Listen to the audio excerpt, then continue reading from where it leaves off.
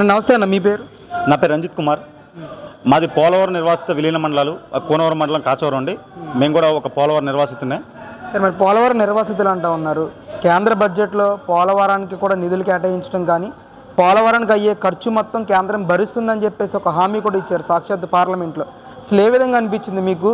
నిజంగా మనకి ఉమ్మడి బీజేపీ, జనసేన, టీడీపీ ముగ్గురు కలిసి ఒక పొత్తులో భాగంగా మనకంటే 2024 ఎన్నికల్లో కలిసి పోటీ చేయడమే కాకుండా అనూహ్యమైనటువంటి పూర్తి మెజారిటీతో, అంటే 161 సీట్లతో మనం భారీ మెజారిటీతో ముఖ్యమంత్రిగా చంద్రబాబు నాయుడు గారు ప్రమాణ స్వీకారం చేయడం, డిప్యూటీ సీఎంగా కూడా మన పవన్ కళ్యాణ్ గారు, కేంద్రంలో మనకి నరేంద్ర మోడీ గారు మనకి పీఎంగా ప్రమాణ స్వీకారం చేసిన తర్వాత, ముఖ్యంగా ఇంతకుముందు చంద్రబాబు నాయుడు గారు ఎప్పుడైతే 2014 నుంచి 2019 మధ్యకాలంలో విభజించిన ఆంధ్రప్రదేశ్కి ఏ అంటే అమరావతి, పి అంటే పోలవరం అని చెప్పేసి చక్కని నిర్వచనం ఇచ్చారండి.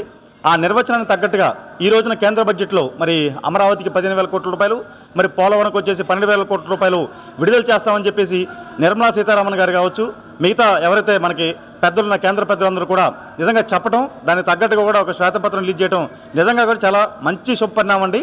నిజంగా పోలవరం నిర్వాసిత మండలాలు ఉన్నటువంటి అందరూ ప్రజలు పోలవరం నిర్వాసితులు కావచ్చు, లేదా అమరావతి రాజధాని ఉండే అమరావతి రాజధాని ప్రాంతంలో ఉన్నటువంటి రాజధాని రైతు కూలీలు వీళ్ళందరూ కూడా చాలా సంతోషంగా ఉన్నారు.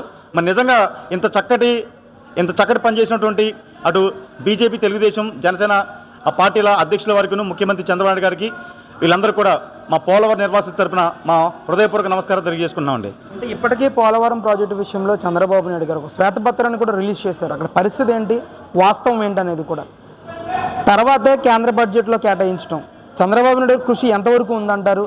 అసలు 2014 నుంచి 2019 వరకు చంద్రబాబు నాయుడు గారు చేసింది ఏంటి? ఆ తర్వాత గత 5 సంవత్సరాల్లో జగన్మోహన్ రెడ్డి గారు ఎంత మేర ముందుకు తీసుకెళ్లారు ఈ ప్రాజెక్ట్ని?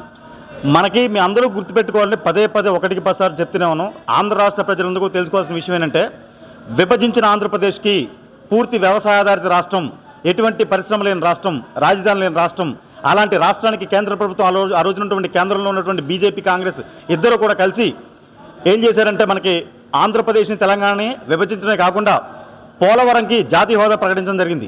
అంటే పోలవరంకి జాతీయ హోదా ప్రకటించడం అంటే పోలవరం అనేది ఆంధ్రప్రదేశ్కి జీవనాడి లాంటిది. ఎందుకంటే త్రాగునీరుకి, సాగునీరుకి మరియు పారిశ్రామిక అవసరాలకి అంత ముఖ్యంగా దోహదకారిగా ఉపయోగపడేటువంటి ఒక మంచి ప్రాజెక్టు.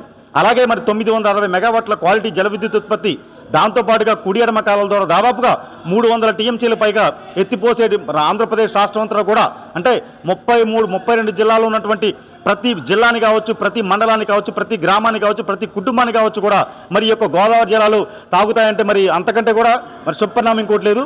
మరి ఇంకో విషయం అంటే, మరి అలాంటి ఒక పెద్ద బహుళత సాధక ప్రాజెక్టును తీసుకొచ్చినప్పుడు 2014 నుంచి 2019 మధ్య కాలంలో చంద్రబాబు నాయుడు గారు, ఆ రోజున జలవనరుల శాఖ మంత్రి ఉన్నటువంటి దేవినేని ఉమామహేశ్వరరావు గారు, వీరిరువురు కూడా మరి వారి సారథ్యంలో ఆ రోజు 72% పనులు చేశారు. 72% పనులు అంటే దాంట్లో ముఖ్యంగా డయాఫ్రమ్ వాళ్ళకి సంబంధించి వాళ్ళు ఎంత పనిచేశారనేది Guinness book of world record ఆ రోజున. మరి అదే పని చేసినటువంటి ఆ గవర్నమెంట్ ఇంకో అదే తెలుగుదేశం పార్టీ కనుక 2019లో ఓడిపోకుండా 2024 వరకు కూడా తెలుగుదేశం పార్టీకి మ్యాండేట్ కనుక ప్రజలు ఇచ్చుంటే మరి ఈ రోజున ఆంధ్రప్రదేశ్లో అమరావతి పూర్తయ్యేది, పోలవరం పూర్తయ్యేది.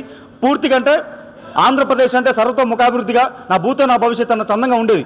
మరి ఈ తుగ్లక్ జగన్మోహన్ రెడ్డి వచ్చిన తర్వాత 2019 నుంచి 2024 మధ్యలో దాదాపుగా, అంటే నేను రివర్స్ టెండరింగ్ అని చెప్పేసి ఉన్న కంపెనీని ఎవరైతే ఉన్నారో నవేగా కంపెనీ తీసేసి మా మెగా కంపెనీకి ఇవ్వడం జరిగింది. మెగా కంపెనీ వాళ్ళు ఏం చేశారంటే 15 నెలల పాటు దాదాపుగా దాంట్లో కనీసం ఏ మాత్రం కూడా పని, అంటే 2019 ఆగస్టు నుంచి 2019 జూన్ నుంచి 2020 ఆగస్టు వరకు కూడా, అంటే దాదాపు 13-14 నెలల పాటు ఎటువంటి పని చేయకపోవడం వల్ల 2020లో వచ్చినటువంటి భారీ గోదావరి వరదకి డయాఫ్రమ్ వాల్ అనేది పూర్తిగా కొట్టుకుపోయిందండి. మరి కొట్టుకుపోయినప్పుడు 2 సంవత్సరాలు, అంటే 2020లో డయాఫ్రమ్ వాళ్ళు కొట్టుకుపోతే కుడి ఎడమల కాలంగా, అంటే కుడి ఎడమ సైడ్ కూడా దాదాపు 600 మీటర్ల నుంచి 700 మీటర్ల దాకా కొట్టుకుపోతే ఆ విషయాన్ని బాహ్య ప్రపంచానికి తెలియకుండా 2022లో వచ్చిన గోదావరి వరదలు కూడా మళ్ళీ అప్పటికి కూడా ఈ తుగ్లక్ జగన్మోహన్ రెడ్డి ఇన్ టైంలో ఎగువ కాఫర్ డ్యామ్ని, దిగువ కాఫర్ డ్యామ్ని కంప్లీట్ చేయకపోవడం వల్ల మరి అంత దారుణంగా డయాఫ్రమ్ వాళ్ళు దెబ్బతింది. మరి దెబ్బతింటాం అంటే వీళ్ళు లెక్కలు, అంటే మనం చెప్పుకునే లెక్కలు కాదండి. జాతీయ ఎవరైతే పీపీఏ పోలవరం ప్రాజెక్ట్ అథారిటీ కావచ్చు, లేదా కేంద్ర జలశక్తి సంఘం కావచ్చు, వీళ్ళందరూ చెప్పే మాట ఏంటంటే, కానీ 2019 నుంచి 2024 మధ్యకాలంలో జగన్మోహన్ రెడ్డి ప్రభుత్వం చేసింది ఓన్లీ 3-4% పనులు మాత్రమే. మరి ఈ 5 సంవత్సరాల కాలంలో మరి కేంద్రం నుంచి వచ్చిన డబ్బులు ఏం చేశారంటే, గత తెలుగుదేశం పార్టీ ప్రభుత్వంలో 11,500 కోట్ల రూపాయలు ఖర్చు పెడితే దానికి లాస్ట్లో 4,000 కోట్ల రూపాయలకు సంబంధించి కేంద్రం నుంచి వైఎస్ జగన్మోహన్ రెడ్డి ఎప్పుడైతే ముఖ్యమంత్రిగా ప్రమాణ స్వీకారం చేసిన తర్వాత ఆ 4,000 కోట్ల రూపాయలు కూడా మరి రీఎంబర్స్మెంట్ వాళ్ళు ఇవ్వడం, కేంద్రం ఇవ్వడం జరిగింది. మరి ఇచ్చిన తరుణంలో ఇతను ఏం చేశాడంటే ఆ 4,000 కోట్ల రూపాయలు మొట్టమొదటి కాంటూర్ అంటే 41.15 కాంటూర్లో 18,600 కుటుంబాలకు సంబంధించి 2,450 కోట్లు మాత్రమే ఖర్చు అవుతాయండి. మరి ఆ 2,450 కోట్ల రూపాయలు ఖర్చు పెట్టుంటే మరి ఆ మొట్టమొదటి కాంటూర్ ఉన్న 18,600 కుటుంబాలు కూడా పునరావాసం, R&R ప్యాకేజ్, భూమి ప్యాకేజ్, వ్యక్తిగత ప్యాకేజ్ మొత్తం ఇచ్చేసి వాళ్ళందరూ కూడా కాలనీలు పంపించుంటే మరి ఇన్ టైంలో అన్ని కట్టుకుని ఉంటే డయాఫ్రమ్ వాళ్ళు దెబ్బతినేది కాదు. మరి ఆ డబ్బులు మొత్తాన్ని కూడా కొన్ని వేల కోట్ల రూపాయలు పని జరగకుండా కూడా అడ్వాన్స్గా డబ్బులను తీసుకొని పప్పు బెల్లాలాగా వీళ్ళందరూ కూడా వైఎస్ఆర్సీపీ పార్టీకి సంబంధించిన నాయకులు, మంత్రులు, ముఖ్యమంత్రి అందరూ పంచుకున్నారు. అది ఈ రోజున కనపడుతోంది. మరి చంద్రబాబు నాయుడు గారు ముఖ్యమంత్రి అయిన తర్వాత మొన్న శ్వేతపత్రం రిలీజ్ చేసి ఒక పవర్ పాయింట్ ప్రజెంటేషన్ ఇచ్చారు. ఎందుకు డయాఫ్రమ్ వాళ్ళు దెబ్బతింది, ఎందుకు కుడి ఎడమ కాలువల నుంచి సీఫేజ్ లీక్ అవుతుంది, ఎందుకు గైడ్ బండి దెబ్బతింది, ఇవన్నీ కూడా వీటన్నిటికీ కూడా సమాధానం చెప్పాల్సిన అవసరం జగన్మోహన్ రెడ్డికి ఉంది. అప్పటి ఎవరైతే జలవనరుల శాఖ మంత్రిగా పనిచేసిన అనిల్ కుమార్ యాదవ్ కావచ్చు, లేదా అంబటి రాంబాబు కావచ్చు, వాళ్ళందరూ చెప్పాలి. ఇప్పుడు అంటే ముఖ్యంగా వరద ప్రభావిత ప్రాంతం అని అంటూ ఉన్నారు, పోలవరం నిర్వాసితులు అంటూ ఉన్నారు. మరి ఈరోజు వరద ఉధృతి కూడా ఎక్కువగానే ఉంది అక్కడ. మరి మీ ప్రాంతానికి సంబంధించిన ఎమ్మెల్యేలు కానీ వీళ్ళందరూ కూడా ఎంత మేర మీకు సహాయ సహకారాలు అందించారు? ఈ వరద ముంపు ప్రాంతాల్లో ఎంత మేర ఈరోజు చంద్రబాబు నాయుడు గారి ప్రభుత్వం ఎంత మేర మీకు సహాయం చేసింది? గడిచిన 2019 నుంచి 24 మధ్యకాలంలో దాదాపుగా 5 సంవత్సరాలు కూడా నెలలో 2-3 సార్లు వరద వచ్చిన పరిస్థితి ఉంది.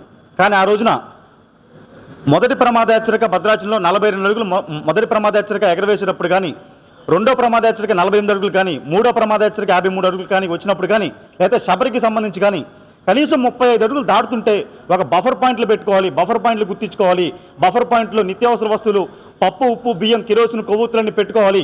దాంతోపాటుగా మనకి ఏవైతే ఎన్నైతే గ్రామాలు పునరావాస కేంద్రాలుగా ఉంటాయో ఎన్ని పునరావాస కేంద్రాలు పెట్టాలి, ఆ పునరావాస కేంద్రాల్లో ఫుడ్ ఇస్తారా, ఫుడ్ వండి పెడతారా, లేకపోతే నిత్యావసరకులు ఇస్తారా, టార్పాలిన్ల పరిస్థితి ఏంటి, టార్చ్ లైట్ల పరిస్థితి ఏంటి, లేకపోతే మనకి ఆ త్రాగునీరు పరిస్థితి ఏంటి, ఆ టైంలో వర్షాలు పడితే ఏమైనా జలుబులు, జ్వరాలు వచ్చినప్పుడు ఆరోగ్య పరిస్థితులు ఏంటి, మరి ముఖ్యంగా దోమతెరలో ఆ పరిస్థితి ఏంటి, లేదా ఆ 2-3 నెలల పాటు ఉండేటువంటి వాళ్ళకి ఆ 2-3 నెలల పాటు కూడా గోదావరి వస్తూ ఉంటుంది, వర్షం పడుతూ ఉంటుంది.